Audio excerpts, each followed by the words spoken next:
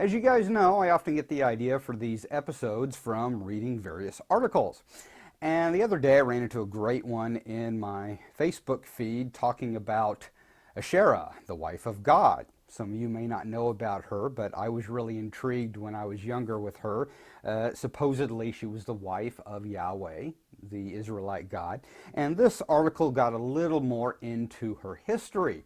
Supposedly she was originally the wife of El, the Canaanite god, but when the Israelites came and took over Canaan, that pantheon sort of got absorbed, or, well, a little of it got absorbed. More than anything, Yahweh got a wife. And since a lot of the Canaanites became Jews and they continued worshiping their goddess, Asherah, the Jews tried to push her out. They didn't want her associated with Yahweh. And this became sort of a divorce. And they tried to purge her from the Bible. Anytime she's mentioned in the Bible, it's always in a negative way. And there's a lot of stories about that. But what got me thinking was that back when I was younger, and I used to get into a lot of this with other biblical friends of mine, I was big into studying the Pseudepigrapha, the Nag Hammadi library, and all the extra canonical books that you could study.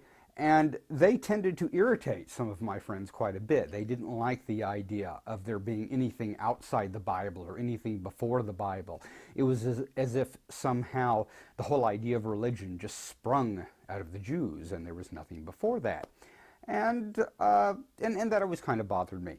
But what has struck me after all of these years and how long it's been since I did that kind of thinking and that type of study a lot is the way that Omnism kind of has a different approach to the two major approaches to biblical studies.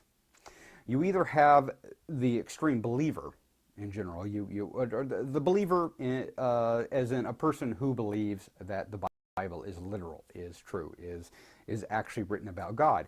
And then you have what you might call a secular scholar who takes it from a different perspective. He's merely interested in the mythology and merely goes into how the Bible was taken from other works. Often it'll be compared to the Babylonian stories, sometimes all the way back even to the Egyptian stories. And what strikes me as interesting about that is Omnism does kind of get to take another view. In my opinion, it's kind of a bird's eye view. Because where those two are sort of in opposition, one saying, okay, it can't be related because this is the truth.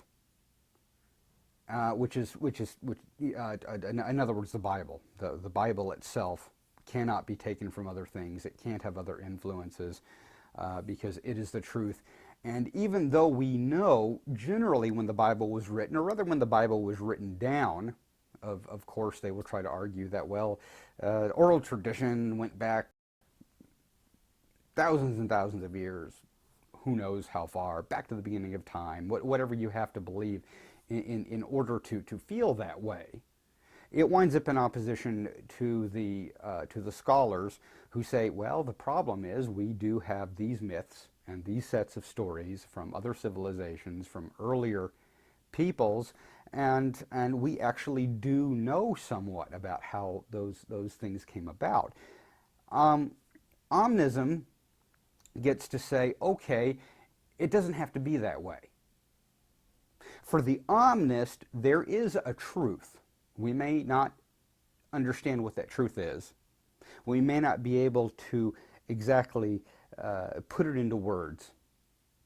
But whether you want to look at it as God or the universe or the everything or however you want to phrase that, if you come from the idea that there was always something, that somehow since the beginning of man, all the shamans and all the priests and all the rabbis and all the different, whatever you want to call them, religious people, the prophets, the people who had visions, the people who had mystical experiences, the people who wrote all the different holy books, stretching back to the beginning of writing, stretching all the way back at least to the Egyptians and the Sumerians, the Babylonians. If you are to work with the pretext that everything is aiming at that, everything is trying to describe that, and so you don't have this problem in omnism where you say, oh, what do I do with the Bible because it only goes back so far? It only goes back so many thousands of years. What was the truth before the Jews, before the Israelites, before that particular group of nomads settled down and decided to start writing this stuff? In omnism, you just don't have that problem, because we can look at any writing that came before the Bible or after the Bible. We can take science. We can take anything that tries to understand what is true and use it.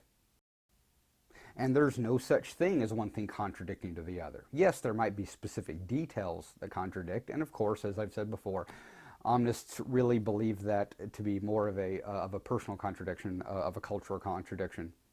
It is a contradiction of perspective, but it's not an ultimate contradiction. And so we can read all of those scholarly works and find them fascinating without having to decide, oh, well, it's all baloney, just because this can be related to this, can be related to this, can be related to that. And to me, that is an incredible strength, because omnism does wind up being this balance point between the sacred and the secular. And ultimately, I think that's kind of what omnism is. It is both the sacred and the secular. It is the place where they come together and hopefully start making some sense. I'm always hoping I make some sense. Till I see you guys next time, I'm the Urban Omnist.